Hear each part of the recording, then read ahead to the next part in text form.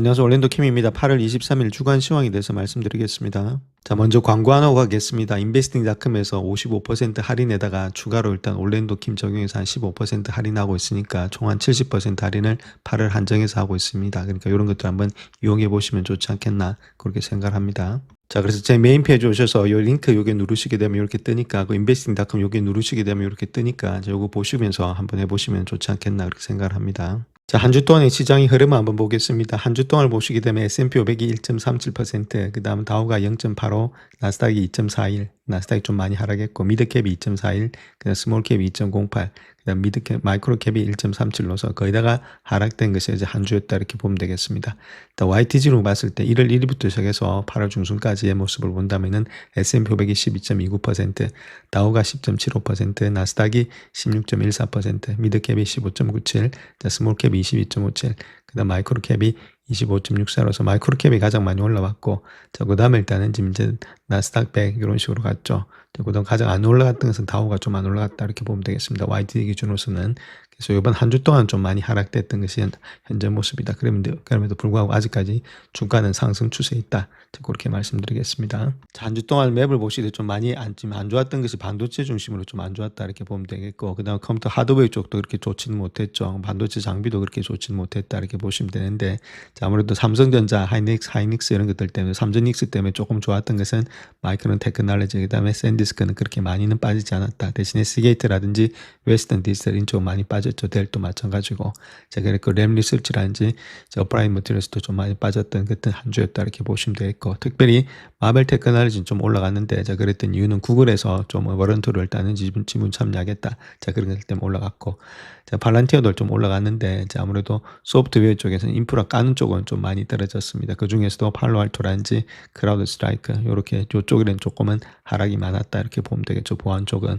자, 반면에 뭐 세일즈폴스라든지 서비스나우 요쪽은 조금 더 상승이 됐다. 그 호불호가 좀 갈렸던 것이 소프트웨어 쪽이다. 인프라 까는 것은 조금은 일단 하락했지만 어플리케이션 적용하는 것은 조금은 상승했다 이렇게 보시면 되겠고, 자, 인더스트리얼 요쪽도 좀 하락됐던 것이 아무래도 다른 것보다는 좀 밸류에이션이 높았기 때문에 그런 것들 안 좋았고, 저 월마트가 좀 많이 하락을 했죠. 월마트가 한 10% 정도 하락을 했는데, 요게 나오고 나서부터 실적 발표 나오고 나서부터 기름값 때문에 소비가 많이 줄겠다, 전망치가 안 좋겠다, 그래서 좀 하락을 했다.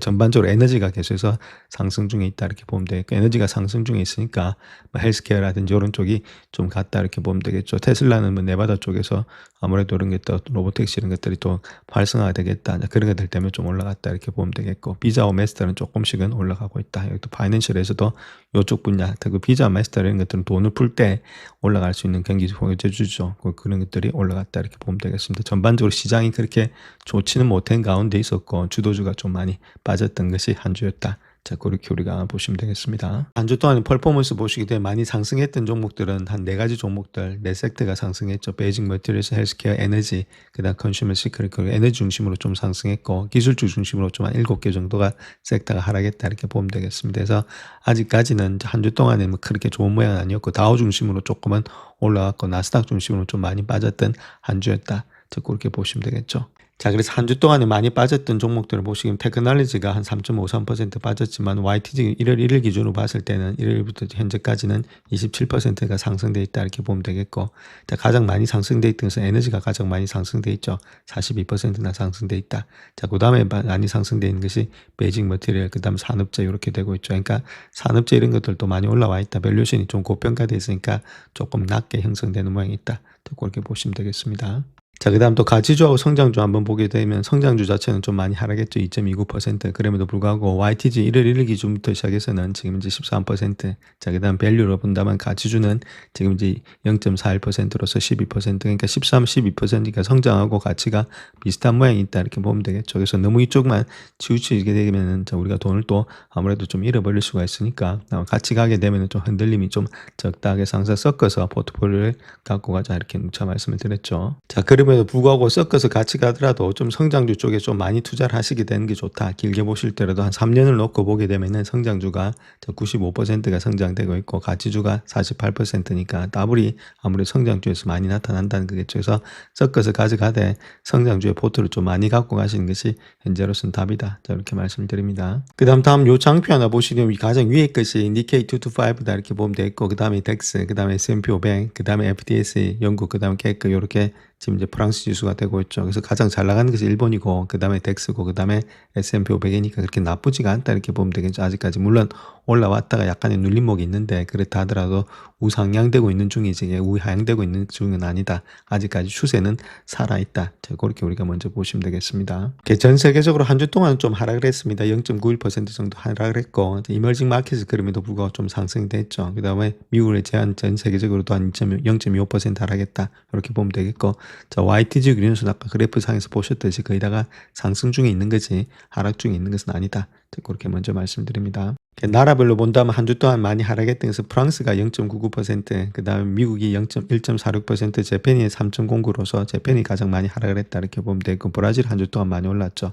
YTG 기준 보실 때는 지금 이제 미국이 12% 올라갔고 그 다음 재팬이 17%로서 가장 많이 올라가 있는 상태에 있다 이렇게 보시면 되겠습니다. 전반적으로 뭐 그렇게 YTG 기준은 나쁘진 않는데 한 주 동안 좀 많이 일본과 미국이 하락했던 점이 있다 이렇게 보시면 되겠죠. 자, 그 다음 가장 중요한 게 채권인데 20년짜리 한번 보겠습니다. TLT 같은 경우에 있어서는 한 주 동안에 0.01% 정도 상승했습니다. 이거 국채니까 상승을 했는데 그렇게 상승폭이 많지는 않았죠. 그럼에도 불구하고 YTG 기준에서 아직까지는 마이너스다. 자, 그 이유를 본다면 국채값이 아직까지는 마이너스란 말은 자, 금리가 계속해서 올라가고 있다는 그 이야기 되겠죠. 그래서 금리가 쉽게 꺾이지가 않는다 이렇게 보면 되겠고 요번에도 아무래도 채권값이 좀 많이 올라갔어야 되는데 올라가지 못하는 모양이 아무래도 금리가 계속해서 올라가기 때문이다 이렇게 보면 되겠죠. 그래서 TLT를 아직 투자하기 위해서는 조금 힘들지 않겠는가 이렇게 보여지고 있습니다. 현재까지도 마이너스고 이게 쉽게 플러스로 돌아서서 채권 가격이 그렇게 뛴다 이렇게 보지는 않습니다. 자, 그 이유는 금리가 그렇게 쉽게는 꺾이지가 않기 때문이다.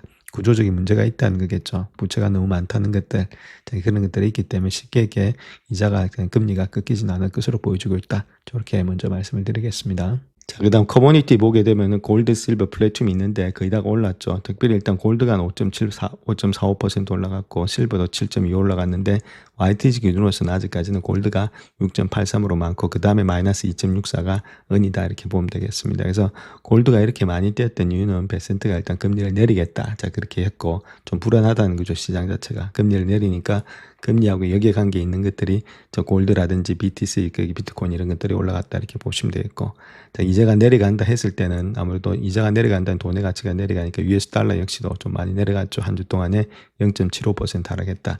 자, 물론 아직까지는 3.22% 상승되고 있지만은 자, 골드 값이 내려가고 있고 금리가 내려가니까 금리 내려가는 쪽으로 돈의 가치가 따라가니까 당연히 달러 가치가 내려가니까 골드 값은 올라갈 수밖에 없겠죠. 그런 가운데 있기 때문에 좀 올라갔는데 자, 아무래도 골드가 이렇게 십자리 꺾이지는 않을 것으로 보여지고 있다. 좀 불안하다는 겁니다. 자, 그런 것들이 있겠고 그다음 베센트가 또 다시 계속해서 금리를 압박한다면 내린다고 자꾸만 이야기해 준다면 아직까지는 골드 쪽으로 좀 자금이 모일 수도 있다. 자, 그렇게 보시면 되겠죠. 자, S&P 500의 밸류에이션부터 한번 보겠습니다. S&P 500 같은 경우는 지금 19.7배수 정도 되고 있죠. 이건 8월 21일 기준입니다. 자, 그러니까 19.7배수에 지금 이제 PR이 역수를 해주게 되면 5% 나오고 있습니다. 이게 주가의 수익률이다 이렇게 보면 되겠죠. 자, 그런 가운데 주식에 투자하기 위한 수익률이고 이건 채권에 일단은 투자하면 나오는 수익률이다 이렇게 보면 되겠죠. 그런 가운데 있기 때문에 아무래도 채권이 일단 5%를 이렇게 올라가게 되면은 굳이 내가 일단 주식에서 투자해가지고 위험자산에 투자할 필요 없겠죠. 안전자산으로 간다. 자, 일단 채권에 지금 이제 금리가 올라가면 올라갈수록 주가가 올라가는 데는 힘이 되는 거지. 여기서부터 주가가 이게 올라간다 해서 주가가 급격하게 뛴다 이렇게 거짓말하면 안 되겠죠. 자, 그런 가운데 있기 때문에 현재 모습 속에서 본다면 어쨌든 간에 채권의 금리가 올라갈 때는 주가가 달리기는 상당히 힘들다. 상반이 좀 닫혀 있다 이렇게 보면 되겠죠. 대신에 일단 이런 것들이 밸류에이션이 좀 많이 낮아진다든지 아니면 요거 자체가 계속해서 좀 낮아진다. 자, 그렇게 했을 때는 주가는 올라가는 데 있어서 힘이 있다. 그렇게 보면 되겠죠. 그래서 4.7보다는 더 많이 내려가야만이 주가가 더 많이 달릴 수 있는 것이 반도체 이런 데서 나타날 수 있다. 그렇게 먼저 말씀을 드릴 수 있겠고 현재 인포메이션 테크놀로지 있죠. 저거 장대 정보통신은 21배수 정도 받고 있고 그다음 컨슈머 스테플러스 이게 필수 소비재 역시도 21.8배수 좀 많이 올라왔습니다. 그다음에 컨슈머 디스크리네이션이 이게 자유 소비재도 많이 올라왔고 산업재가 좀 많이 올라왔죠. 24.2. 그러니까 지금 현재 모습에서 주가가 좀 캐터필라 이런 것들 주가가 못 가는 이유가 여기 있다. 이렇게 보면 되겠죠. 그다음에 리얼 리스테이트가 많이 올라왔고 좀 덜 간 종목들은 헬스케어가 한 19배수. 그러니까 이런 것들은 아직까지는 헬스케어도 적정 주가보다는 조금 S&P 500보다는 좀 떨어져 있다. 이렇게 보면 되겠고 머티리얼도 18배수로서 떨어져 있고 커뮤니케이션 서비스 이런 것들 많이 빠졌죠. 메타 이런 것들이 많이 빠지니까 17배수까지 가 있다. 자, 이런 것들 올라가지 못하는 이유는 다른 것보다는 이런 것들은 지금 모습에서 그쪽에 너무 많은 지금 캐펙스가 좀 사용되고 있으니까 그에 따른 이자 부담 이런 것들 때문에 못 가고 있는 거죠. 여기도 마찬가지 이자 때문에 못 가는 그런 입장이 있다. 배수는 낮아졌지만 자, 그런 모양이 현재 모습 속에서의 밸류에이션이다 이렇게 보시면 되겠습니다. 자, 현재 야데니에서 이야기하고 있는 EPS 한번 보겠습니다. 2010년도에 지금 이제 EPS 있죠. 그게 341.72 정도 되고 있고 2027년도 EPS는 404.03 정도 되고 있죠. 그러니까 403.03을 가지고 해봐야 되겠죠. 아무래도 미래니까 폴드 기준으로 봤을 때. 그래서 404.03이다. 저렇게 말씀드릴 수 있겠고, 그래서 404.03이겠죠. 자, 그렇게 됐을 때 지금 모습에서 한 20배수 정도 줄 수 있다. 자, 그렇게 하면 8,000 정도는 8,080까지는 나온다는 거겠죠. 이 정도가 적정 주가가 되지 않겠는가, 올해 말까지. 자, 그렇게 현재로서는 보여지고 있습니다. 자, 그 중에서도 우리가 봐야 될 것이 인포메이션 테크놀로지 있죠. 지금 이제 정보통신 이쪽에서의 EPS가 그만큼 많이 올라가는데 2027년도가 340까지 올라간다는 거겠죠. 그 정도로 많이 올라가고 2010년도가 244. 그러니까 여기서 여기까지 간다는 말은 계속해서 올라간다는 이야기입니다. EPS가 올라간다는 이야기는 이익이 계속해서 증가될 수 있다. 앞으로 정보통신은 계속해서 이익이 더 많이 증가된다. 그렇게 보시면 되겠죠. 그래서 이거 자체가 망가지는 건 아닙니다. 이익이 증가되고 있으니까 단지 금리 때문에 뭔가 뿐이다. 그렇게 보시면 되겠죠. 자, 다음 요 장표 하나 보시죠. 파란선 있죠. 파란선 1.2% 정도 되고 있는데 그거 자체는 US 에코티 뮤추얼 펀드의 캐시 비율입니다. 얼마만큼 자산 대비해서 캐시를 가지고 있느냐. 자, 그렇게 보면 되는데 한 1.2% 정도 캐시를 가지고 있다. 자, 그 이야기가 되겠죠. 물론 이런 것들도 저번보다는 좀 높게 형성되고 있지만 역대 최저치로 가지고 있다. 캐시를. 자, 그렇다면 캐시를 이 정도 갖고 있다는 말은 주식에 거의 다가 다 투자가 돼 있는 상태에 있다. 자, 그렇게 보시면 되겠고. 그 다음에 레버리지 역시도 한 77%가 되고 있죠. 이런 가운데 있다. 레버리지도 아직까지도 많이 형성되고 있다. 그래서 노출조가 그렇게 나쁘진 않은 가운데 있다. 이렇게 보면 되겠죠. 현금을 많이 갖고 있다든지 그런 내용은 아니다. 아직까지도 주식을 많이 보유하고 있다. 자, 그렇게 우리가 보시면 되겠습니다. 자, 다음 요 장표 하나 보시더라도 감마에서 getting more volatile 돼 있죠. 엄청나게 움직이고 있다는 겁니다. 감마 자체 변동성이 커지고 있다. 즉 말해서 주가 변동에 따라서 감마 값이 계속해서 불안정하다. 자, 그렇게 보면 되겠죠. 그때가 팬데믹하고 비슷한 가운데 있다. 이렇게 보시면 되겠고, 자, 주가가 잔존 만기라든지 변화에 따라서 감마 수치가 크게 흔들리고 있다는 뜻이 되겠죠. 그래서 감마를 그만큼 예측하고 관리하기가 까다로워지고 있다. 변동성이 그만큼 크기 때문에 이런 데서 레버리지 쓰면은 쪽박을 찰 수 있다. 자, 그 이야기를 하고 있는 거죠. 그 다음 또 블룸버그에서 나왔던 뉴스 하나 보게 되면은 엔비디아가 이야기하고 있는데 비기스트 커스터머 있죠. 하이퍼스케일러 기업들에게 말한다 이렇게 말하고 있고 서버 가격 있죠. 서버 가격인데 AI 칩이 포함되고 있는 그런 서버 가격을 말하고 있습니다. 그거 자체가 15% 정도가 인상될 거다. 그렇게 이야기를 하고 있고 그 이유는 메모리 칩에 지금 이제 코스트 비용이 많이 올라갔기 때문이다. 자, 그렇게 이야기를 하고 있죠. 자, 그런 가운데 있기 때문에 자, 그렇게 되면은 또 하이퍼스케일러 기업들의 주가는 올라가는데 또 상반이 좀 막히지 않겠는가. 자, 그렇게도 볼 수가 있겠죠. 근데 이 가격 자체는 언제부터 적용되느냐 이펙트 있게 내년 초다 그렇게 말을 하고 있습니다. 자, 그런 가운데 있고 자, 결론적으로 이야기해서 아직까지는 코스트 이렇게 부담이 많다는 말은 메모리 쪽은 크게 문제가 없는데 자, 이쪽에 있어서는 아직까지는 좀 문제가 되지 않겠는가. 그래서 이런 문제를 갖다가 어느 정도 했던 것이 마소라든지 이런 것들이 돈을 많이 벌고 있다는 것을 입증을 했는데 자, 거기다가 플러스 알파가 계속해서 나와줘야만이 이런 것들이 더욱더 많이 올라가지 않겠는가 해서 이런 것들을 기다리고 있는 중이 현재 모습이고 메모리 같은 경우에는 아직까지도 뭐 건전하다 이렇게 보면 되겠죠. 그렇기 때문에 밑으로 크게 꺾이진 않는데 올라가려면 얘도 마찬가지로 좀 시간이 걸리지 않겠나. 자, 그렇게 보여주고 있습니다. 자, 다음 주 경제지표에서 가장 중요하게 생각하고 있는 것은 이제 웬즈데이 있죠. 저 수요일 날에서 PC입니다. PC 자체가 0.2% 예측하고 있는데 얼마가 나올지 그것이 일단 가장 키포인트가 되겠고 그 다음에 연으로 봤을 때 YY 기준은 3.3인데 또 얼마가 나올지 이 두 가지가 아무래도 키포인트가 되지 않겠는가. 그 다음에 일단 GDP 정도가 있죠. 그래서 PC가 어떻게 나오냐에 따라서 금리 결정이 또 금리가 올라갈지 아니면 좀 떨어질지 그렇게 보면 되겠죠. 아무래도 물가가 올라가면 또 금리는 올라갈 수 있다 이렇게 보면 되겠죠. 그래서 0.2라는 것은 저번보다 좀 높은 상태에 있는데 이번에 어떻게 나올지가 관건이다. 자, 그렇게 말씀드립니다. 자, 그다음 또 8월 24일이죠. 요때가 일단 수요일이다 이렇게 보면 되겠고, 엔비디아가 장 마감 후에 실적 발표 있고, 뭐 세일즈포스 있고, 크라우드 스트라이크, 그다음 시노십스까지 있습니다. 그래서 장 마감 후에 엔비디아가 실적이 나옴으로 인해서 좀 반도체의 판도가 많이 바뀌지 않겠는가, 자, 그렇게 보여집니다. 자, 그다음 또 가장 중요한 지표가 잭슨홀 미팅이 있다 이렇게 보면 되겠죠. 8월 27일부터 29일 요 사이에 있는데, 요때에 어떤 식으로 일단 케빈 호시가 또 발언을 할지, 그에 따라서 여러 가지 모습에서 금리의 향방도 또 가늠할 수 있다 이렇게 보시면 되겠습니다. 자, S&P 500의 지수 한번 볼 것 같으면은 지금 이제 5일선 10주선 위에 있는데, 그럼에도 불구하고 좀 아직까지는 추세는 상승되어 있다. 그럼에도 불구하고 뭐 스토캐스트 이런 것들이 좀 위에 있으니까 조금 조심해야 될 때다 이렇게 보면 되겠죠. 아무래도 주가가 한 번 더 여기서 지지받고 올라가지 못하면은 다시 한번 꺾일 수는 있다 이렇게 보면 되겠죠.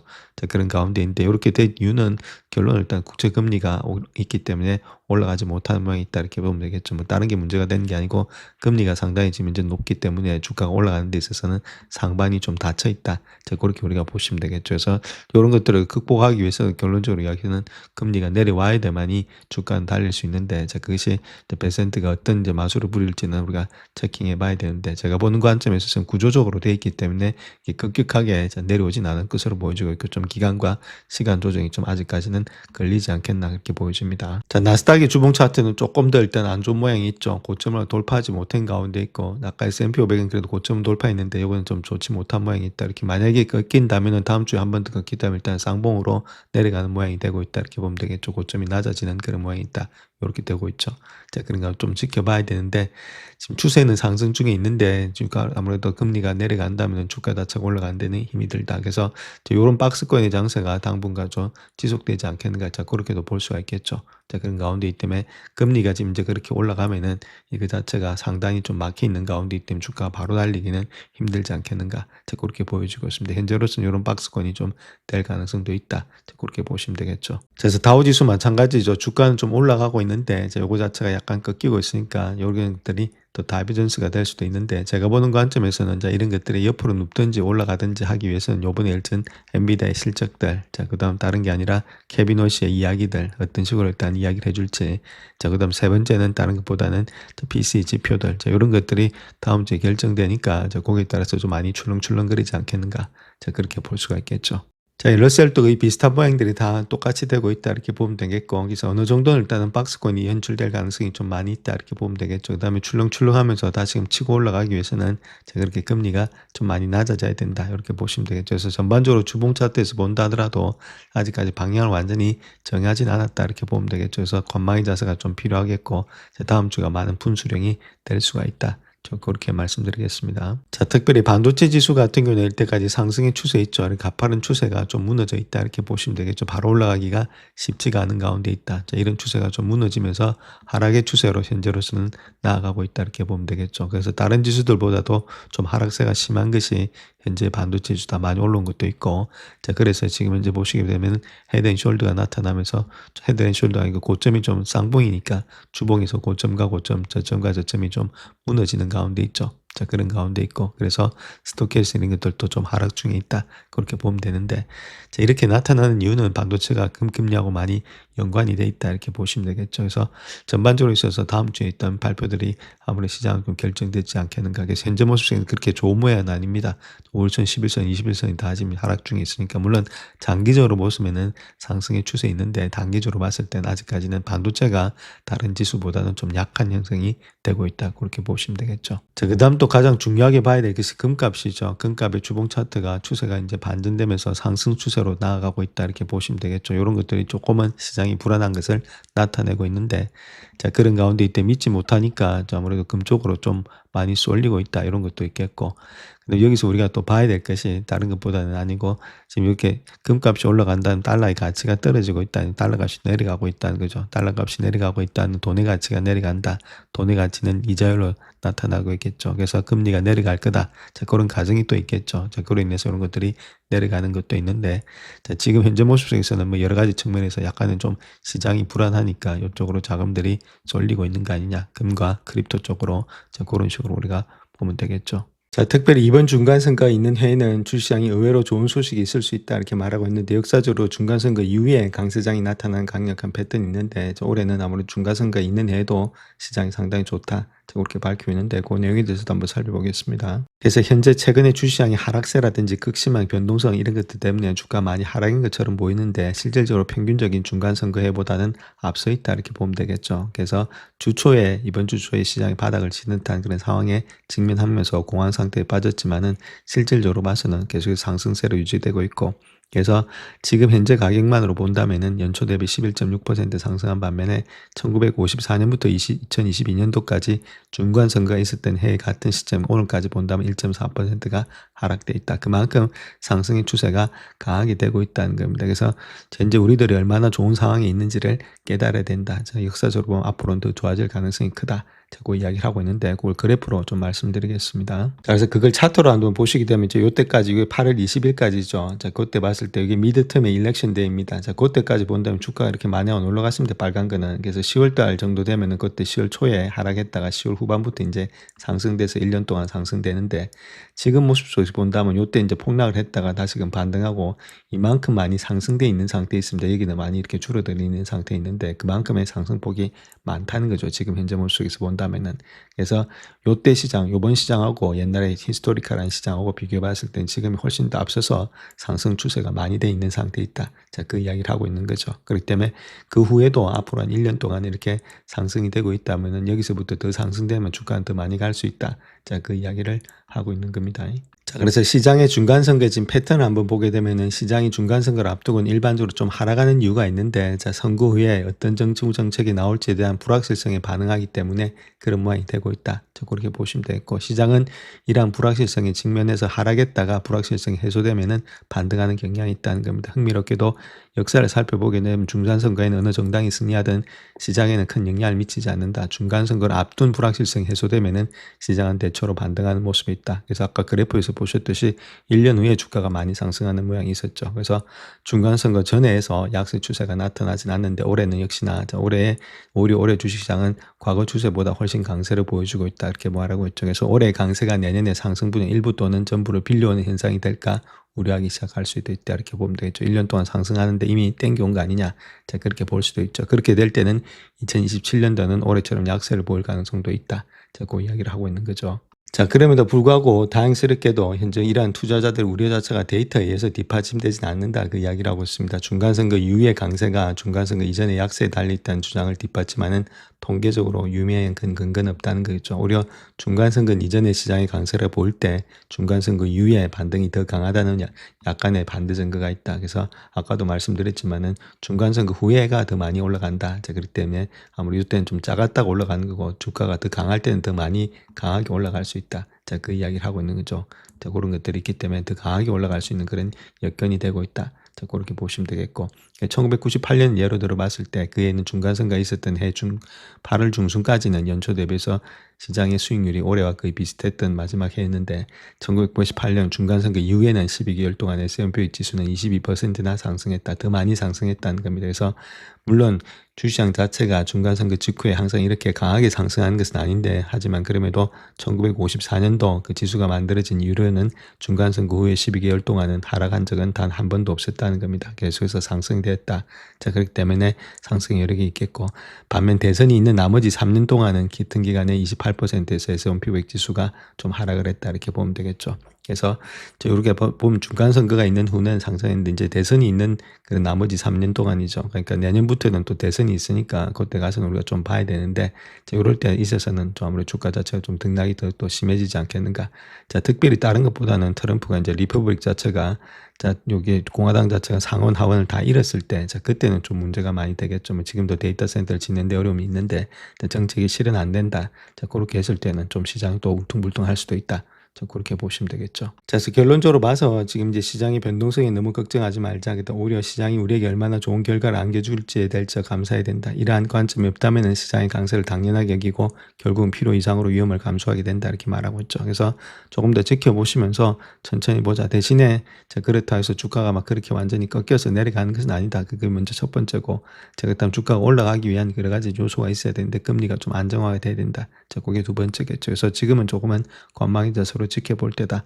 그렇게 보시면 되겠습니다. 자, 미국 정부는 아무래도 40조 달러에 달하는 국가 부채를 줄이기 위해서 강력한 조치를 계획하고 있지만 앞으로 고통스러운 시기가 닥칠 것으로 예상되고 있고 워싱턴에는 선택지가 부족하지 않지만은 어느 것도 쉬운 것은 없다. 자, 그런 식으로 이야기를 하고 있죠. 자, 국가 부채가 지금 40조 달러다. 그래서 채권 시장이 큰 타격을 입는다. 그래서 스콧베센트라든지 행정부 고위관리자들이 재정 건전을 위해서 새로운 노력을 하고 있다. 자, 그렇다면 시장은 언제 그 결과를 기대할 수 있나?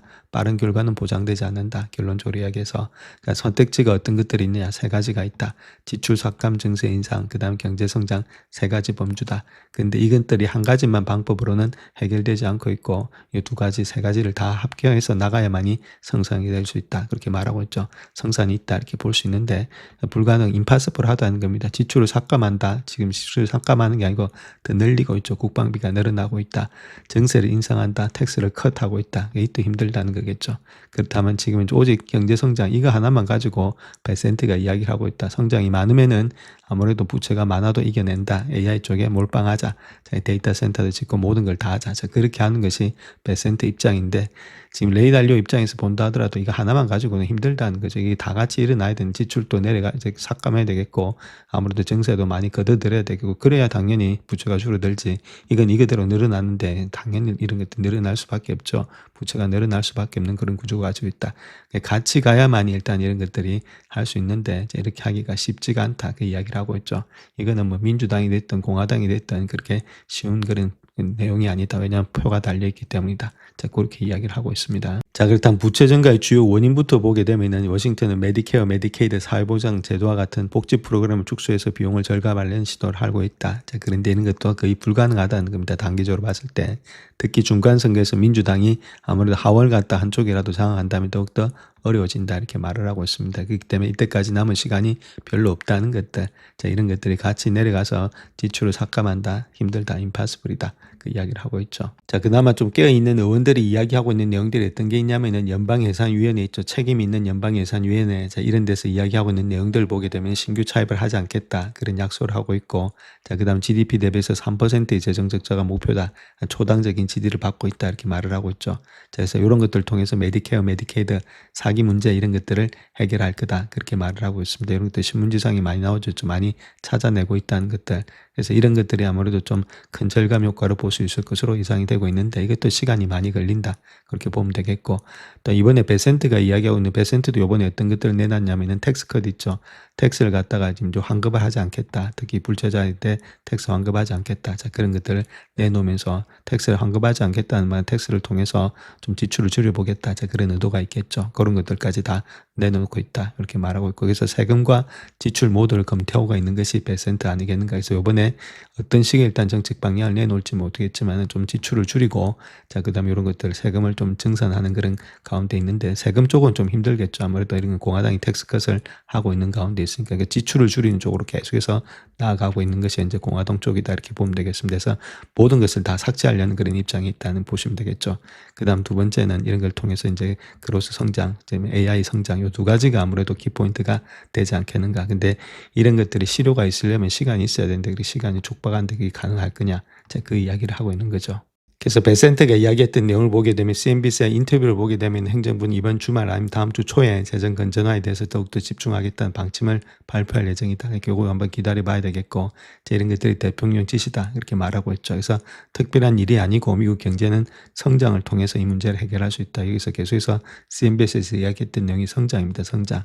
자, 그런데 이게 성장을 통해서 매주를 할 수 있는데 그게 시간이 걸린다는 거죠. 데이터 센터 지금 마련하는 데만 들어도 반대가 많이 들어오고 있는데 쉽게 이렇게 성장이 그걸 늘어나가지고 전부 다 부채를 갖다 상감할 정도까지 되겠냐. 그 시간적인 여유가 있겠냐. 그게 문제가 되겠죠. 자, 그런 것들. 자, 그래서 지금 이제 수익의 측면과 비용 측면 모두에서 우리가 할 수 있는 일을 검토할 것이다. 자, 그런 것들을 지금 하고는 있는데 CR이 잘 안 먹히고 있다. 그러니까 그렇게 보시면 되겠죠. 자, 그 다음 또 우리가 하나 봐야 될 것이 채권 시장에 다시금 개입할 준비가 돼 있다. 단기채 일단 찍어내가지고 그걸로 일단 장기채 돌려막기 하겠다. 그 이야기를 하고 있는데 그것이 일단 쉽지가 않다는 겁니다. 요번에 봤듯이 하루 만에 바로 반등해버리죠. 그래서 자, 채권 자본단이 그걸 갖다 쉽게 묵인하면서 아무래도 이런 것들을 해줄지 그런 게 대해서는 좀 퀘션 마크가 되지 않겠는가 그렇게 보여지고 있고, 일단은 그때 어떤 식으로 다음 주 초에 한번 이번 주 주말에 어떤 식으로 나올지 한번 체킹해 봐야 되지 않겠는가 자, 그렇게 볼 수 있겠고, 그 다음에 어떤 해결책이 합의되든 간에 오랫동안 예산 상황을 지켜본 사람들 입장에서는 상당히 힘든 결과가 쉽지는 않을 것이다. 그렇게 보면 되겠죠. 이게 구조적으로 형성되어 있기 때문에 하루아침에 지금 이제 금리 자체가 바로 내려오기는 쉽지는 않다. 자, 그 이야기를 하고 있는 거죠.